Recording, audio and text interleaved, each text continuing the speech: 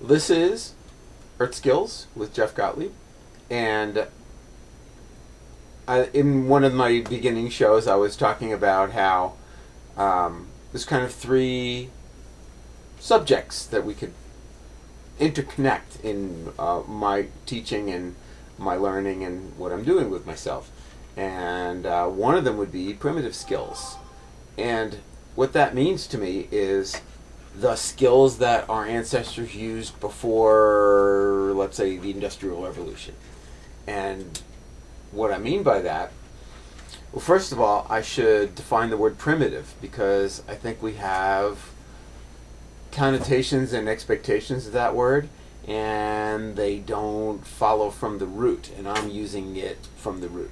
See, the word primitive comes from the word prime, which means first or original, and it doesn't refer to crude or unschooled or basic. It just means first. So that being the case, primitive skills would be those that have been used for a long time, and some of them were ingenious, and some of them required tremendously long training and practice to be good at them. So that's what I've been studying and what I've been working in for most of my career. And it's led me to think about what this stuff usable for. So we could title today's show Practical Primitive Skills. If you know these primitive skills, how can you use them in your life today? Because I actually do. I actually find situations where, well, I've got this puzzle to figure out, I've got this problem to solve. I know I'll use this solution, and it happens to be 45,000 years old or a million years old or something like that. And I'll elaborate, and that's what today's show is going to be about. So we could say that those skills could be divided into hard skills and soft skills. Hard skills would be something that you do with actual materials. Maybe make something out of rocks, or make something out of tree bark, or make something out of... But you've got some materials in your hands, and you're going to do something to them or with them that's going to produce either work or a product. Soft skills would be things that don't require materials. There may be awareness skills or sensory things. You know, how do you calculate how many fish are in that school just by a quick glimpse? How would you work with the feeling that something's watching you? How would you notice a patch of delicious morel mushrooms when they look like crumpled leaves in the forest? So those would be soft skills. They kind of come right out of your body. They're not actually objects or processes. So we'll talk about hard skills. I think we could divide hard skills like the childhood guessing game, 20 questions where you say, well, is it animal, vegetable, or mineral?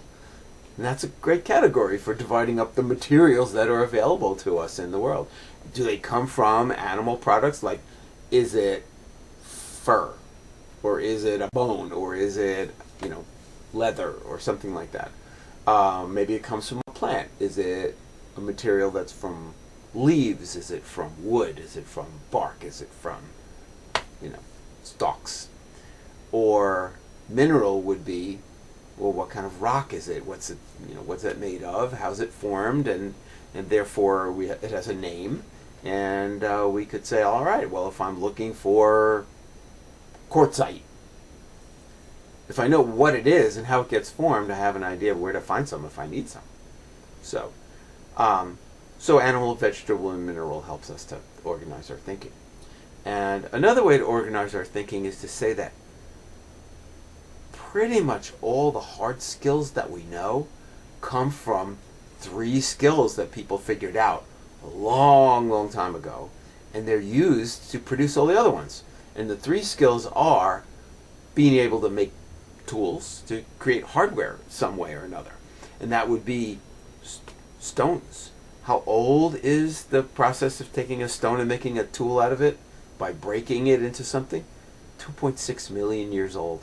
That's way before our species.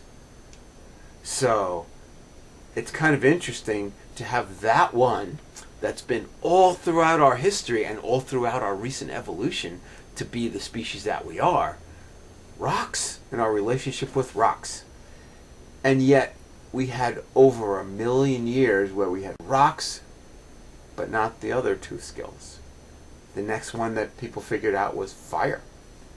Harnessing fire. I mean, nature makes fire. Your choice as an early hunter-gatherer is run away from it, ignore it, or use it for something. And maybe that goes back 750,000 years. That's still a long time. But that's a long time when people were making perfectly useful cutting tools out of rocks and being cold when it got cold out. So fire was a big deal. And then the third one came about much more recently, and it's how to take fibers and make them into string and rope and thread. And if you think about each of those things, you just kind of spend some time with them, you'll realize just how much that informs what we can do today. So if it weren't for stone cutting tools, we wouldn't have had an idea of what you could cut or how that would help you. So we wouldn't have invented all these steel cutting tools, and we wouldn't have everything from lasers to surgical scalpels to saws to, so we wouldn't be milling lumber, and we wouldn't be doing surgery, and we wouldn't be cutting the dinner food on our plates. We would, just think about how that permeates daily life. Hard objects that cut things. It goes back 2.6 million years. So the next one, fire making. What does that do for us today? Well, how about the internal combustion engine and heating our homes and things like that? That's all fire. It's all fire related. And then all the things that fire can be used to help us produce: pottery and ceramics, glass, metal smelting and forging.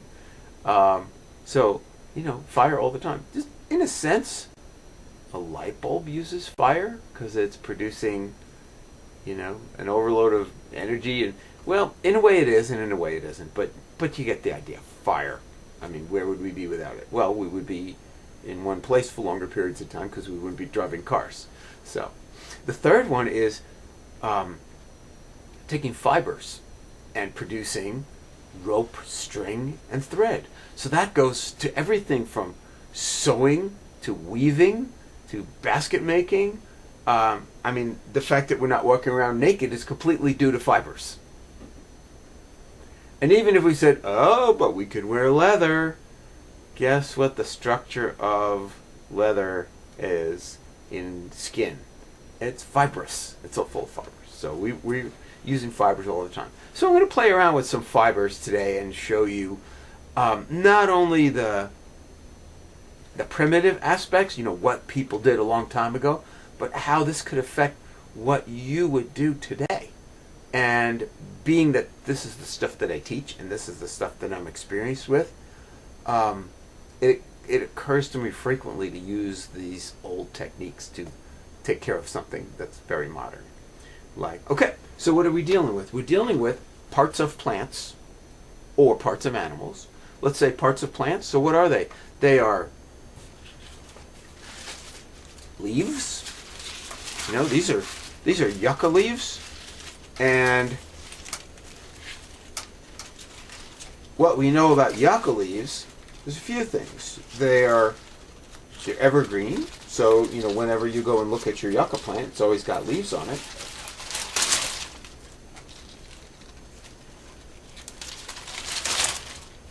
And they are very tough. If you try to take a yucca leaf, that'll do. Okay. If I take a yucca leaf and I just twist it, I already already have a rope that I couldn't possibly break no matter what I do. So, could I use one leaf to tie something? Absolutely.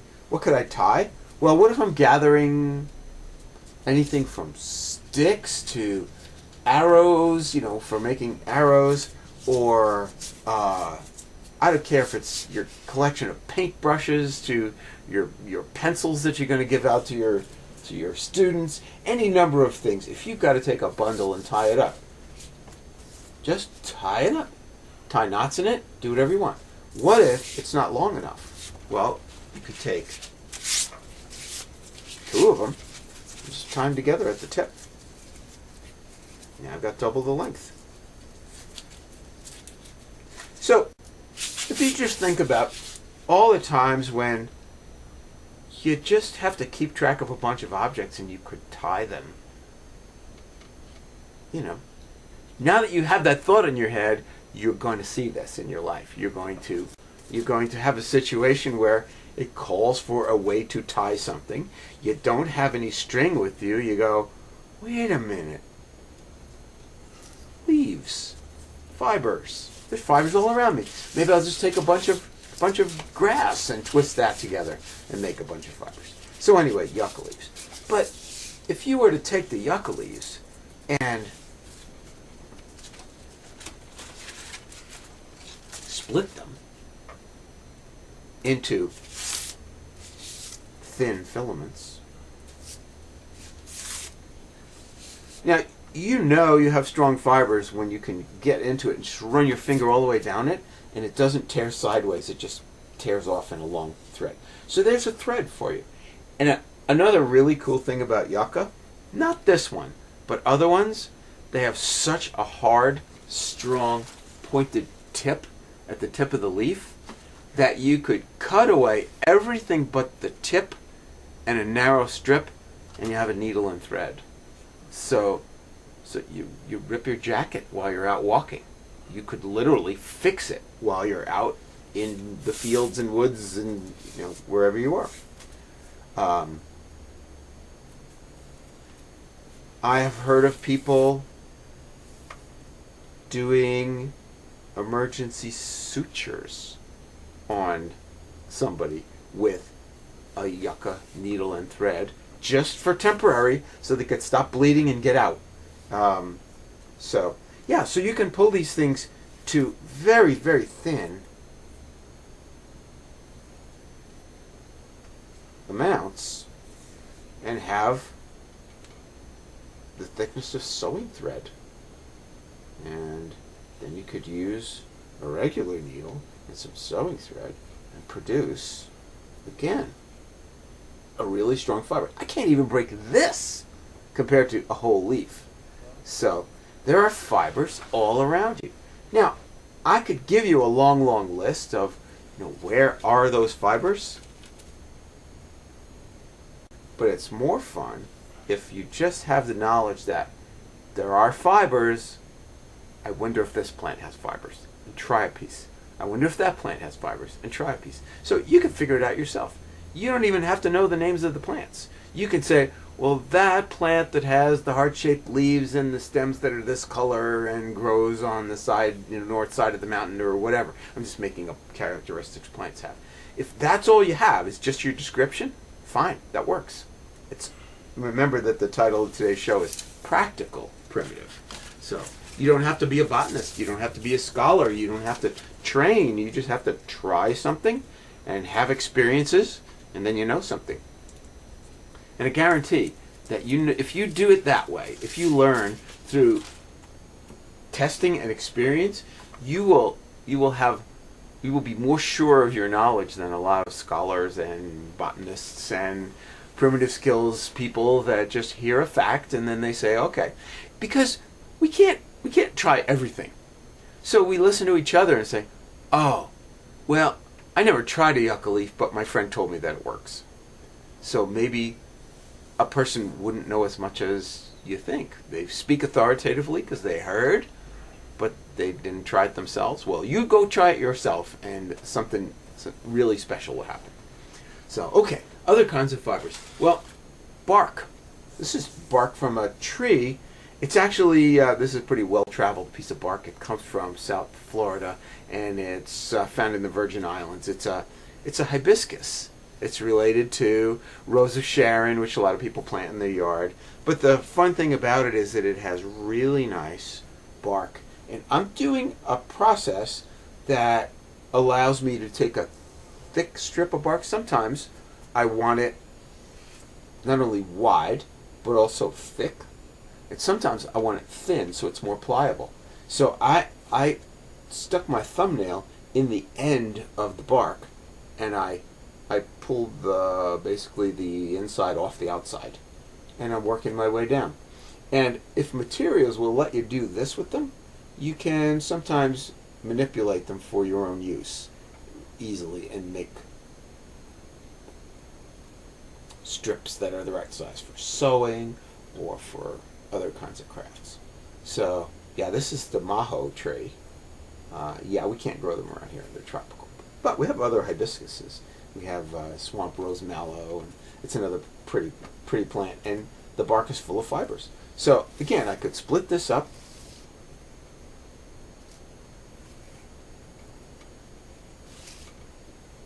And when I get the thickness I want,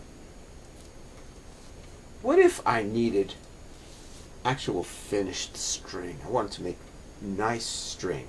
What if I'm out hiking and my shoelace just kind of comes apart in my boot and I don't have a replacement? Could I make a piece of string that was worth using as a shoelace? Yeah, you can. So all I'm doing now is separating fibers from each other into thin filaments, because the thinner the filaments, the smoother the way that they twist. And all right, I'll explain this. If I take a flat strip and I twist it like this, it can't all twist the same way, because this is closer and this is further, and you get a fold, almost like folding a piece of paper. And could you take a piece of paper by its edge and tear it that way? Yeah. You'd have to get your paper perfectly twisted to make it strong, which, by the way, is actually a product. They sell it. It's called Paper Rush. People make baskets out of it, and they cane chairs out of it. But if you separate it into little thin filaments and then you twist them, you don't have that issue of tearing it from the side. They all wrap around each other evenly and nobody makes trouble. So I'm just going to take this and twist it one way and wrap it around the other way. I happen to be twisting counterclockwise and then wrapping clockwise, but if you are a right-handed person, you will probably work this right-handed and work clockwise and then counterclockwise. I'm actually right-handed, but for some reason most of my crafts, my body wants to do them counterclockwise and left-handed. So before very long, especially if I've practiced and I get faster, I have a piece of Mallow bark cordage, and it is nice and supple, plenty strong, and I could totally replace my shoelace with this thing. So that's the process, just twisting and wrapping around. And there are other ways. There are ways to do it faster. You can make really simple machines to do your twisting for you, because you want to twist the two bundles the same amount. And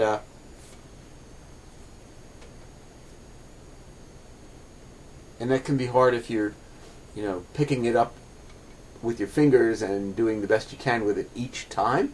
You have no way to know if you've twisted it the same amount. Now with practice you get more consistent, but what if you had a machine with a gear and hooks on the gear, on little planetary gears, and you turn the handle, and as the big gear turns, the hooks turn at the same rate, and you get a 3-to-1 mechanical advantage. I have an antique rope making machine. It is really a wonderful old tool. It was says right on it, it's a 1901 patent, and people had these on ranches and farms to be able to generate their own pieces of rope to use for horse tack or tying things up. You would save all the baling twine off the bales of hay you bought. You would use the hair from your horse's tail and mane. You know, you give a horse a haircut, what do you do with all this hair? Each hair is very strong, but if you laid the long strands of hair and twisted them, they wouldn't hold. So you have to spread them out and make a kind of a bed hair day out of it, really randomize those hairs. And then you can take a bunch and twist it with one of those hooks, get it all wound up, all twisted, and then you use your machine, you make rope out of it. Anyway, so is that really something you're going to get to use? Well, I did. One day I was driving, and it started to rain, so I turned on my windshield wipers, and the little peg that holds the wiper arm onto the stick had disappeared somehow, fallen out. And so I couldn't drive with the wiper like that. I was just going to destroy the wiper, and I couldn't drive without the wiper because it was raining. So I said, well, how could I refasten that thing? Well, because I was teaching, I had this plant in my car. This is a plant that is found in North Carolina. It's not real common in the mountains, but it's really common in the Piedmont, the coastal plain. It's called dogbane, and this is a particularly tall stalk, and I did get it in the mountains here, but pretty lucky. This is good stuff. So what I'm going to do is I'm going to get the fiber out of it. I don't want the wood. I don't care what happens to the wood. It's not wood out like a stick. It's more of a dried stalk. It grows in 1 year, grows leaves, grows flowers, grows seeds, and then it dries up, dies for the fall. So I go out in the fall after it's dead and just pick it.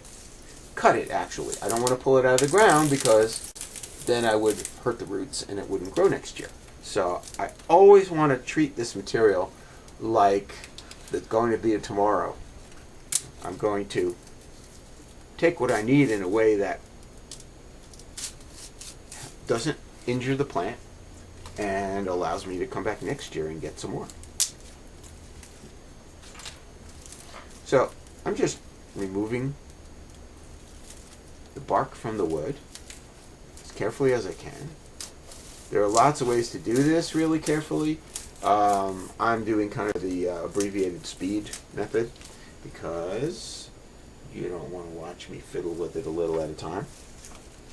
So I've got a bark strip right here that is also stronger than I could possibly break, and I'm going to clean it by grinding it between my fingers and my knuckles to get the outer bark to fall off so that I'll have just fibers and they're very supple. So what I did in the car was I went ahead and did this with some of the dogbane that I had in the car, and I made a piece of string about 10 inches long and went out there and I lined up the wiper arm and the stick, and I threaded the piece of string through the lined up holes where the peg used to be. I wrapped it around 2 times and then I tied it, and the wiper worked. And I said, just go and get another peg sometime somewhere and I'll fix it. But you know how these things are. If it ain't broke, don't fix it. It was working fine. So I said, I'll get around to it someday. And I never did. And it lasted on my windshield in the sun and the rain and the weather a year. It was just a little piece of string I made from bark. So that was just a reminder that just because something's primitive doesn't mean it's not useful today.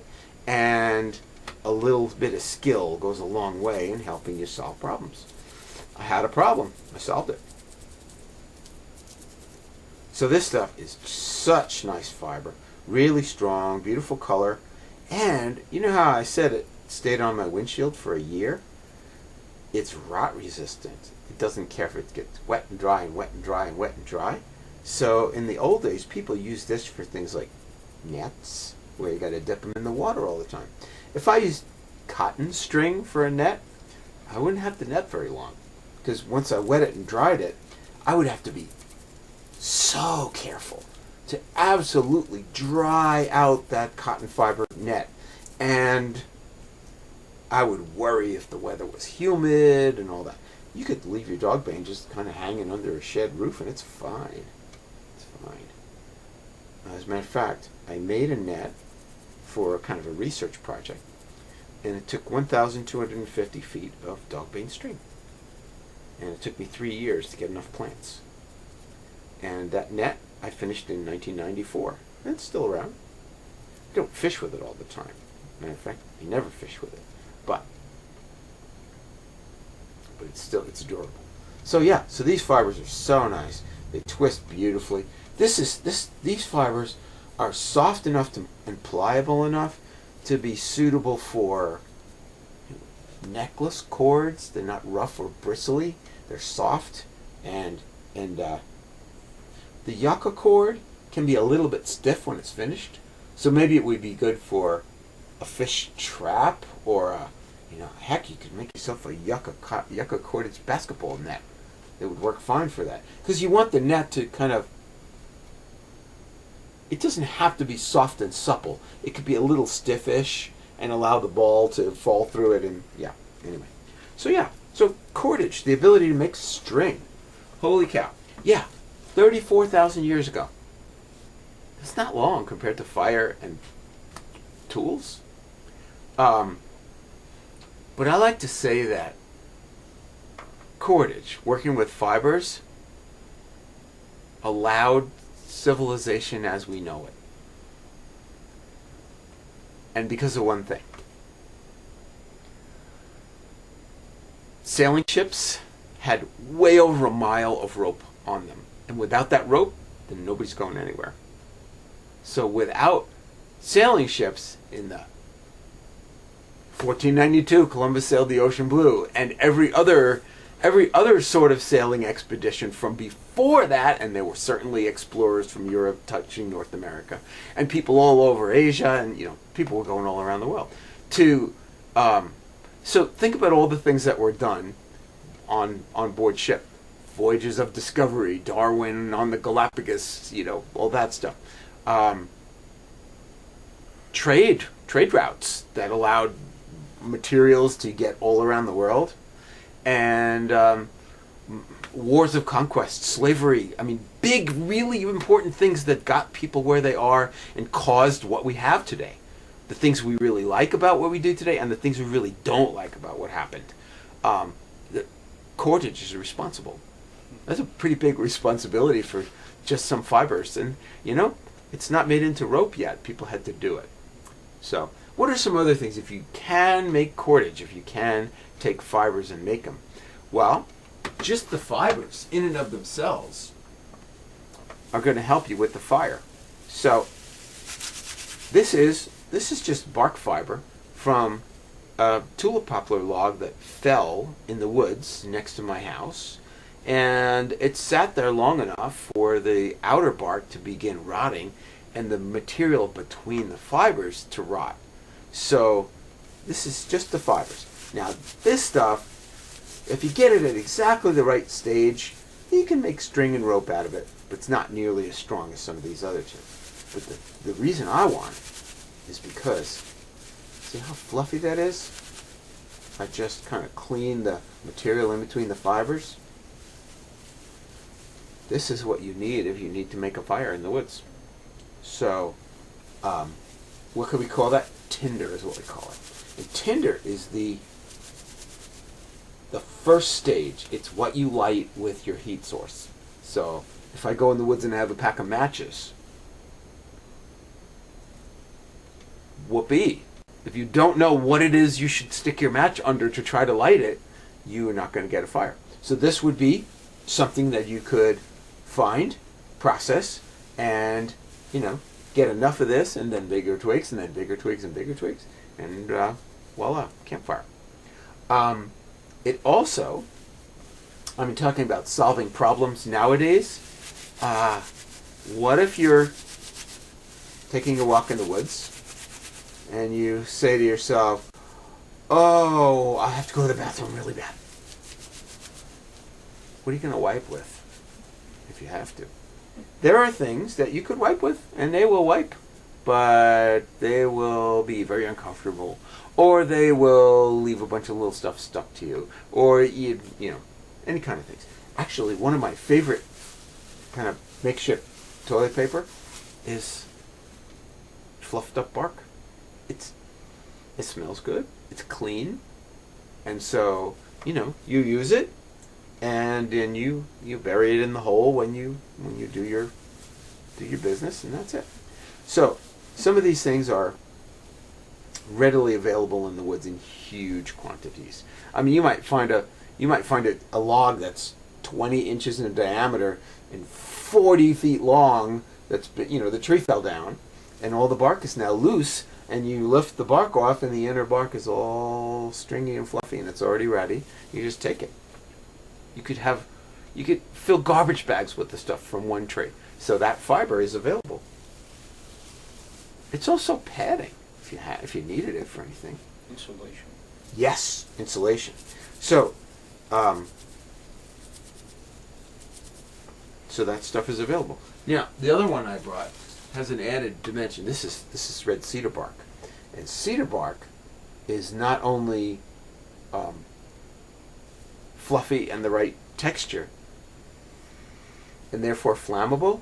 It's also antiseptic and deodorizing, and it chases away moths and all kinds of stuff. So, if you know about your plants,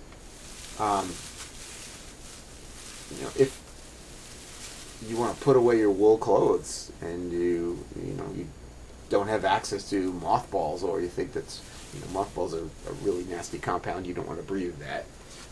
So what would you do? You put cedar in with your clothes, and it will work. So just have to be careful that the mice don't come and steal it to make nests out of it, because they will. So good. Okay. You know how to get fibers. You could use them for kind of a higher level organization. What do you take your fibers? What do you make them into? Baskets. So this is an example made from wisteria vines, kudzu vines, basswood bark from a tree, and some old rope. That's it.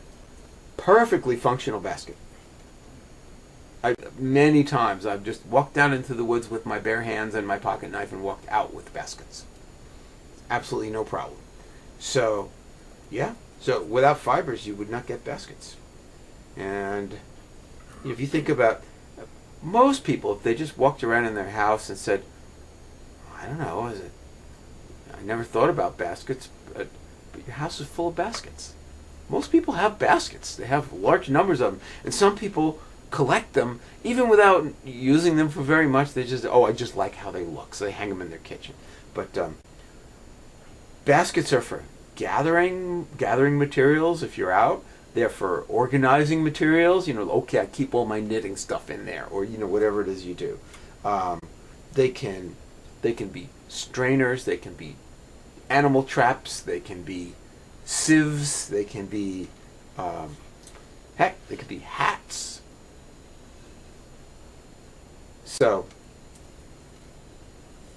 you start to think about what did people used to do, because it's just interesting on its own. You can then take that knowledge and practice it, because getting a skill is... Okay, let's talk about some soft skills. What do I mean by the soft skills? Well, learning how to learn would be a soft skill. And doing hard skills requires you to listen to instructions, pay attention to details,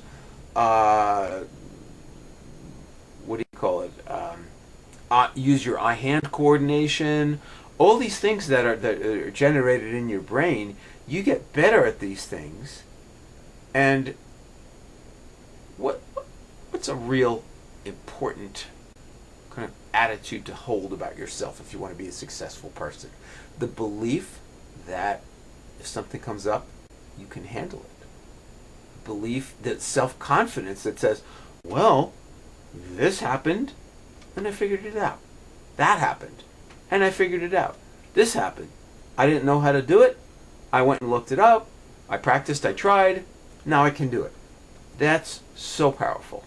And I think having situations where people, they never learn to make anything. They never learn to solve problems on their own. They're told how to solve every problem. That's not making powerful people. That's not making people who can handle what's coming up. That's not making people who have strong opinions about what the right thing is based on something they actually know. It's not producing people that actually know anything. If I'm told something, I don't know it. If I do it, I know it. If I practice it, I know it. If I've tested it out, I know it. So, hands-on skills, man oh man, they make a better person out of you. They make a person who can learn better because you've learned before and you could do it again. The more stuff you learn how to make just because you like making stuff, the more powerful you are as a person.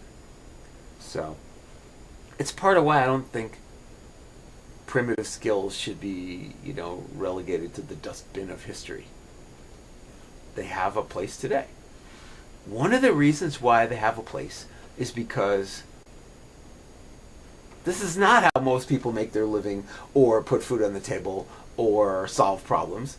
It's a side thing that's just for fun or because people are curious. And therefore the pressure is off.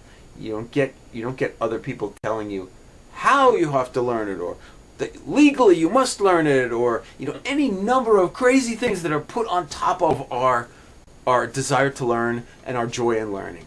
So you just do this one because it's fun and interesting. And the sneaky effects are you get to be a powerful learner and problem solver. And nothing stands in the way of it. It's really good. And then you don't talk yourself out of it. You don't say, well, it's this, that, the other thing. It is what it is, and it's good for you. So, primitive skills today. Sometimes they're physical solutions, and sometimes they're mental, emotional, and cognitive solutions. So, there we go. That's Earth Skills with Jeff Gottlieb.